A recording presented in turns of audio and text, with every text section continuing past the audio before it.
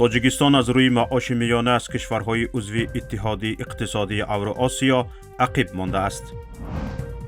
نخستین پرواز مستقیم در مسیر تهران دوشنبه تهران پس از تنفس 2 ساله روز 13 ایون صورت میگیرد. در تاجیکستان مسئله کیهان را بررسی می کنند.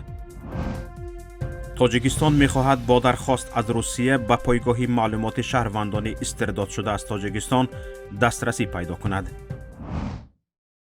تاجیکستان از روی معاش میانه از کشورهای عضو اتحاد اقتصادی اوراسیا عقب مانده است. طبق آمار وبسایت اتحاد اقتصادی اوراسیا در اول 3 ماهه دوم سال جاری معاش میانه نامینالی در روسیه $709، در قزاقستان $627، در بلاروس $551، ارمنستان $437 و در قرقیزستان $234 بوده است. مزد میانه ماهانه نامینالی در تاجیکستان بنا به معلومات اگنتی آماری نزد پرزیدنت جمهوری تاجیکستان در این دوره به $155 حدود 1747 سومانی می رسد. افزایش مزد میانه نامینالی ماهانه کشورهای عضو اتحاد اقتصادی اوراسیا در 3 ماهه اول سال جاری نسبت به همین دوره سال 2021 در قزاقستان 23.7%، در بلاروس 17.1%، در روسیه 15%، در قرقیزستان 11.4%، در ارمنستان باشد 9.6% بوده است. در تاجیکستان باشد این نشان دهنده 3.7% بوده است. یادآور می‌شویم که مقامات تاجیکستان طی 7 سال پس از تأسیس این اتحادیه امکان پیوستن به اتحاد اقتصادی اوراسیا را بررسی می‌کنند.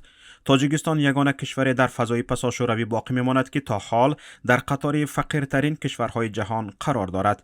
طبق گزارش بانک جهانی تاجیکستان در گروه کشورهای کم درآمد قرار دارد که مجموع محصولات داخلیش به هر سری اهالی کمتر از $1026 را تشکیل می‌دهد.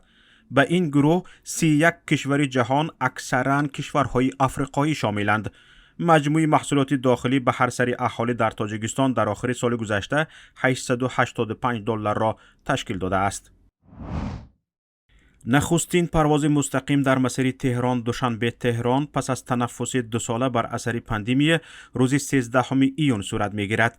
خبرگزاری ایرنا با استناد به وزیر راه و شهرسازی رستم قاسمی خبر داد که روزی پرواز نخستین در جریان سفر رسمی رئیس جمهوری تاجیکستان به ایران موافقه شده است. پرواز هفته 2 مراتبه انجام می شود. قاسمی گفته که در آینده تعداد پروازها تدریجاً به 4 مراتبه در یک هفته افزایش خواهد یافت. در نیمه اولی سال 2023 شورای بین دولتی اتحاد دولت‌های مستقل آید به کیهان در تاجیکستان برگزار می شود. طور خبرگزاری روسی ناواستی اطلاع می دهد اعضای شورای بین دولتی اتحاد دولت‌های مستقل که قزاقستان، روسیه، تاجیکستان، ازبکستان، ارمنستان را شامل می شود به حیث ناظر با شرکت کمیته اجرایی اتحاد دولت‌های مستقل رئیس این شورا را انتخاب کردند. دیمیتری راگوزین دیرکتوری گنرالی روسکوسموس با قرار یکدلانه به این مقام انتخاب شد و تا جلسه نوبتی ریاست هیئت را به عهده خواهد داشت. در جلسه شورای بین دولتی کشورهای عضو اتحاد دولت‌های مستقل که از طریق ویدیو کنفرانس برگزار شد، همچنین ذکر گردید که همکاری در ساحه اکتشاف آسایشته کیهان یکی از سمت‌های افضلیتناک همکاری‌ها در دایره اتحاد میباشد.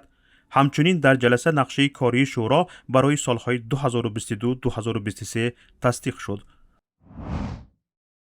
ساختارهای دولتی تاجیکستان قصد دارند از مقامات روسیه درخواست کنند که به پایگاه معلومات درباره شهروندان ورودشان منع شده به روسیه امکان دسترسی داده شود. گفته می شود این دسترسی به جلوگیری از اخراج تکراری مهاجران کاری تاجیک از فدراسیون روسیه مساعدت می کند. در این باره شرکت کنندگان میز مدور عاید به مشکلات اداره کنی مهاجرت مهنتی خارجی در تاجیکستان ابراز نظر کردند. اشتراک کنندگان مجلس به خلاصه آمدند که این پرابلم را فقط در سطح حکومت حل کردن ممکن است. به گفته کارشناسان اگر مرزبانان تاجیک درباره اخراج شدگان معلومات دریافت کنند، در خود تاجیکستان از پرواز این گونه اشخاص پیشگیری می شود و به این وسیله می تواند از اخراج دوباره آنها از روسیه جلوگیری کرد. بر اساس قانون‌های روسیه شهروند اخراج شده حق ورود به قلمرو روسیه را در طول 5 سال ندارد. پس از دپارتاسی دوم می تواند از این حقوق تا ابد محروم شود. در 4 سال اخیر بیش از 50,000 مهاجر تاجیک از روسیه اخراج شده اند. این بود و شرح خبرها تا این دم. برنامه‌های دیگری ما را در شبکه یوتیوبی پیام تیوی و تلویزیونی ماهواره پیام تیوی پیگیری کنید. با ما باشید.